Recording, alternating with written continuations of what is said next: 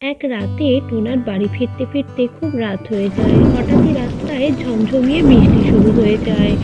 হঠাৎই টোনার সামনে দেখে একটি গুহা। সেই গুহায় গিয়ে টোনা আশ্রয় নেয়। গুহাতে প্রবেশ করতেই হঠাৎ তার সামনে উপস্থিত হয় হুমদো রাক্ষস। হা হা হা হা হা হা। আজকে তোকে খাবো আমি, আজকে তোকে খাবো। আমায় মেরো না হুমদো রাক্ষস, আমায় মেরো না হুমদো রাক্ষস। তোকে আমি আজকে খাবো না, তোকে আমি পরশুদিন অমাবস্যার রাতে খাবো। একদম চিবিয়ে চিবিয়ে ঘাড় মুটকে খাবো তোর। হুমদো রাক্ষস টোনাকে ওই গুহার ভেতরেই আটকে রেখে দেয়। এদিকে টুনি তার মেয়েদের ঘুম পাড়িয়ে জেগে বসে থাকে টোনার জন্য। হে ঈশ্বর, টোনা এখনো কেন বাড়ি ফিরছে না?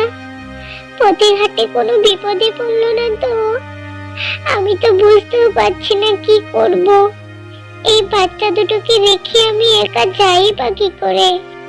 টুনি সারা রাত জেগে থাকে। সকাল হতেই সে তার শাশুড়ির দায়িত্বে বাচ্চাগুলোকে রেখে বাইরে যায়। সে রাস্তায় রাস্তায় টোনাকে খুঁজে বেড়ায়। সারাদিন টোনাকে খুঁজতে খুঁজতে টুনি ক্লান্ত হয়ে পড়ে। টোনা, টোনা, কোথায় তুমি? টোনা, টোনা, কোথায় তুমি? কোথায় তুমি? টুনি টোনাকে খুঁজতে খুঁজতে সেই জঙ্গলের দিকে চলে আসে।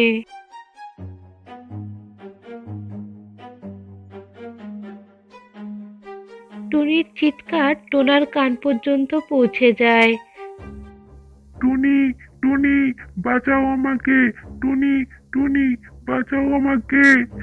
আমাকে ওই হুমদো রাক্ষস এখানে আটকে রেখেছে এই গুহায়। এদিকে এসো। টোনার গলা শুনে সেই গুহার দিকে যায় আর গুহার ভেতরে প্রবেশ করে। আর সে তখন সেখানে টোনাকে বাঁধা অবস্থায় দেখতে পায়। টোনা, তোমার এরকম অবস্থা কি করে হলো? কে করেছে তোমাকে? এইভাবে বেঁধে রেখেছে কে? টোনার দিকে টুনি যেতেই সেখানে উপস্থিত হয় হুমদো রাক্ষস। ছেড়ে দাও আমার স্বামীকে, ছেড়ে দাও। টোনাকে কেন আটকে রেখেছো? কি চাই বলো তুমি? তুমি যা চাইবে তোমাকে আমি তাই দেব। আমার স্বামীকে ছেড়ে দাও। ছেড়ে দিতে পারি, কিন্তু আমি যা চাইবো তাই কি তুমি দিতে পারবি? হ্যাঁ হ্যাঁ, তুমি বলেই দেখো না একবার, কি চাই তোমার? আমাকে সোনার আপেল এনে দিতে হবে। পারবি আমাকে সোনার আপেল এনে দিতে? হ্যাঁ হ্যাঁ, পারবো, সব পারবো। তুমি শুধু টোনাকে ছেড়ে দাও, আমাকে 2 দিন সময় দাও, আমি ঠিক নিয়ে আসবো। ঠিক আছে, তুই যা। টোনাকে আমি এখন ছাড়বো না। তোকে আমি 2 দিন সময় দিলাম। 2 দিনের মধ্যে যদি তুই আমাকে সোনার আপেল এনে দিস, তবেই আমি টোনাকে তোকে ফেরত দেবো। ঠিক আছে, কিন্তু এই 2 দিন তুমি টোনার কোনো ক্ষতি করো না। ঠিক আছে, তুই যা এখন। সোনার আপেল নিয়ে আয়, দেখি কেমন পারিস। টুনি সেই গুহা থেকে সঙ্গে সঙ্গে বেরিয়ে আসে। আর তারপর সে চিন্তায় পড়ে যায় যে সোনার আপেল সে কি করে আনবে।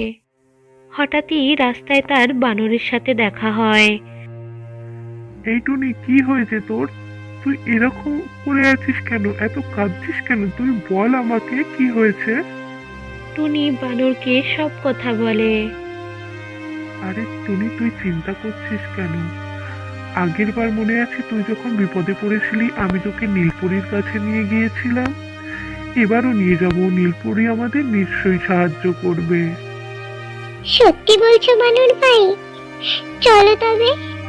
বানর টুনিকে নীলপরীর কাছে নিয়ে যায়। নীলপরীর কাছে গিয়ে টুনি নীলপরীকে সমস্ত কথা জানায়। নীলপরী টুনিকে একটি সোনার আপেল গাছের বীজ দেয়। এনে তুই এই বীজটা রাখ টুনি। এই বীজটা গিয়ে আজকেই তুই তোর বাগানে ছড়িয়ে দিবি, আর এটা তোর বাড়ির বাগানেই ছড়িয়ে দিবি। কিন্তু নীলপরি, ওই রাক্ষস তো বলেছে 2 দিনের মধ্যে আমাকে নিয়ে যেতে হবে সোনার আপেল। কোনো চিন্তা করিস না টুনি, এটা নিয়ে গিয়ে তুই আজকেই ছড়িয়ে দে, কালকেই তুই সোনার আপেল পেয়ে যাবি। টুনি সেই বীজটা নিয়ে এসে তার বাড়ির বাগানে ছড়িয়ে দেয়। পরের দিন সেখানে একটি সোনার আপেল গাছ উৎপন্ন হয়ে যায়, আর তাতে অনেক সোনার আপেল ধরে থাকে। টুনি সেই সোনার আপেল গাছ থেকে সোনার আপেল নিয়ে সেই রাক্ষসকে গিয়ে দেয়, আর টোনাকে সেখান থেকে উদ্ধার করে নিয়ে আসে। কি করে এই সোনার আপেল পেল? আমাকে তো জানতেই হচ্ছে ব্যাপারটা। হুমদো রাক্ষস কাকবউয়ের ছদ্মবেশ ধরে টুনির কাছে যায়। টুনি গো, আমাকে সাহায্য করো। তোমার কাক ভাই খুব অসুস্থ হয়ে গেছে। শহরে হাসপাতালে না নিয়ে গেলে আর বাঁচানো যাবে না। আমাকে একটু সাহায্য করো না গো, আমার অনেক টাকার দরকার। কি বলছো কাকবউ? তুমি আর কেঁদো না, তুমি একটু দাঁড়াও, আমি এক্ষুনি সব ব্যবস্থা করছি। টুনি তখন তার বাড়ির বাগান থেকে সোনার আপেল আনতে যায়, আর ওই হুমদো রাক্ষস লুকিয়ে লুকিয়ে টুনিকে দেখে নেয় যে টুনি কি করে সোনার আপেল নিয়ে আসে। এই নাও, তুমি নিয়ে যাও এই আপেলটা নিয়ে গিয়ে তুমি বেচে দেবে সোনার দোকানে, তোমাকে অনেক টাকা দেবে। আর এই দিয়ে তুমি কাক ভাইয়ের চিকিৎসা করিও, কেমন? তোমাকে অনেক ধন্যবাদ টুনি। রাক্ষস তার নিজের গুহায় ফিরে আসে। ও, এইভাবে সোনার আপেল পেয়েছে তুমি। তারা আজকে রাতে ওই গাছ আমার হবে। রাত্রিবেলায় টোনাটুনি যখন ঘুমিয়ে পড়ে তখন তার বাড়ির বাগানে ওই হুমদো রাক্ষস আসে, আর গভীর রাতে এসে টুনির বাগান থেকে সেই আপেল গাছটি চুরি করে নিয়ে চলে যায়। সকালবেলা উঠে টোনাটুনি বাড়ির বাগানে গিয়ে সেই আপেল গাছটি না দেখতে পেয়ে খুবই কান্নাকাটি করে। টোনাটুনি তখন বানর ভাইকে গিয়ে সব কথা বলে। বানর তখন টুনিকে আবারও নীলপরীর কাছে নিয়ে যায়। টুনি নীলপরীকে সমস্ত কথা জানায়। শোন টুনি, তো ওই সোনার আপেল গাছ চুরি করেছে ওই হুমদো রাক্ষস। রাত্রিবেলায় কালকে তোরা যখন ঘুমোচ্ছিলি সেই সময় ও এসে গাছটা চুরি করে নিয়ে গেছে। দাঁড়া, এবার ওর মজা দেখাবো। তুই এই মোহরের কলসিটা নিয়ে যা, আর এই কলসিটা নিয়ে গিয়ে যেখানে তোর ওই সোনার গাছটি ছিল ঠিক সেইখানেই রাখবি, ঘরের ভেতরে কিন্তু একদম রাখবি না। ঠিক আছে নীলপরি, তাই করব। টুনি সেই মোহরের ঘড়া নিয়ে তার বাড়ি ফিরে এসে তার বাগানের ঠিক সেই জায়গাটায় সেই ঘড়াটি রেখে দেয়।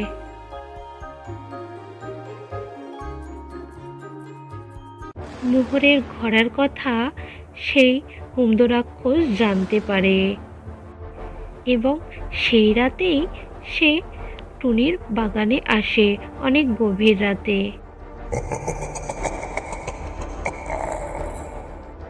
এবার তো মোহর পেয়ে গেলাম, মোহর ভর্তি ঘোড়া।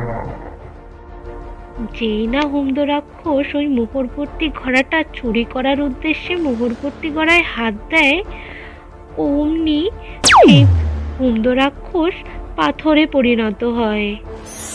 হুমদো রাক্ষস পাথরে পরিণত হওয়ার সাথে সাথেই টুনির বাগানে আবার সেই সোনার আপেলের গাছটি ফিরে আসে।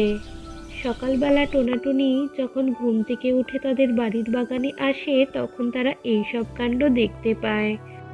তারপর টোনাটুনি বানরকে সাথে করে নিয়ে তারা নীলপরীর কাছে সেই সোনার গাছ আর সেই মোহরের কলসিটি ফেরত দিতে যায়। নীলপরী টোনাটুনির এই সততায় খুব খুশি হয়, আর খুশি হয়ে তাদের এক ঘড়া মোহর দেয়। না না নীলপরি, আমার এসব কিছুই লাগবে না। তুমি যে টোনার প্রাণ বাঁচিয়ে দিয়েছো, এটাই অনেক। এটাই আমার অনেক বড় পাওনা তোমার কাছ থেকে গো। না টুনি, এটা তোর সততার পুরস্কার। তুই আর টোনা যে এত সৎ পাখি, ওই জন্য তোদের মেয়েদের ভবিষ্যতের জন্য আমি এই মোহর ভর্তি ঘোড়াটা তোদের দিলাম। এটা তোরা রেখে দে। নীলপরীকে ধন্যবাদ জানিয়ে টোনা টুনি সেই ঘোড়া নিয়ে বাড়ি ফিরে আসে।